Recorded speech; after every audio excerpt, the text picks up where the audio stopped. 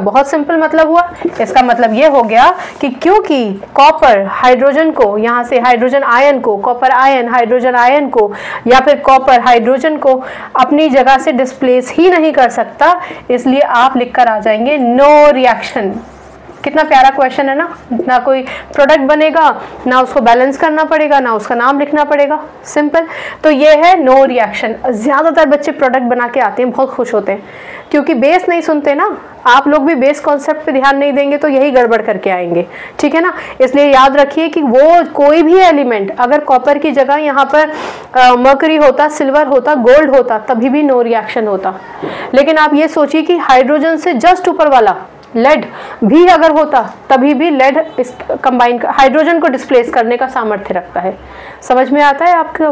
तो हाइड्रोजन भले ही HCl form में हो, H2SO फॉर्म में हो, HNO फॉर्म में, HNO3 फॉर्म में हो, किसी भी फॉर्म में हो, हाईली रिएक्टिव एलिमेंट ही उसको डिस्प्लेस कर सकता है और फिर कंबाइन करके क्लोराइड बनाए, सल्फेट बनाए, कुछ भी नाइट्रेट बनाए, कुछ भी बनाए, ठीक है ना।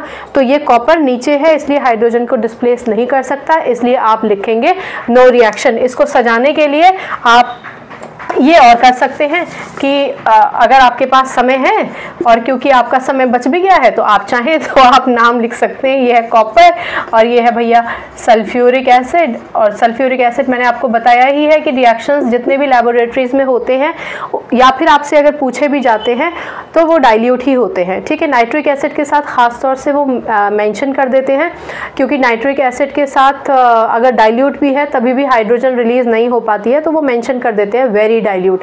सल्फ्यूरिक एसिड के साथ वो अगर नहीं भी मेंशन करते हैं तो आप ये मान के ही चलिए कि ये डाइल्यूट ही है, ठीक है ना, 10th स्टैंडर्ड में तो खास तौर से। तो ये हो गया नो रिएक्शन। कितना सिंपल है। अगर कोई कंफ्यूजन है तो पूछ लीजिएगा। और बेस कॉन्सेप्ट के लिए ये जो वीडियोस छोटे छोटे टुकड़ों में हम रील्स बोलते हैं ना उसको, 3 मिनट का जो होता है वीडियो, उसमें अगर डालते हैं तो डिस्क्रिप्शन बॉक्स में से पूरा वीडियो देख लीजिए।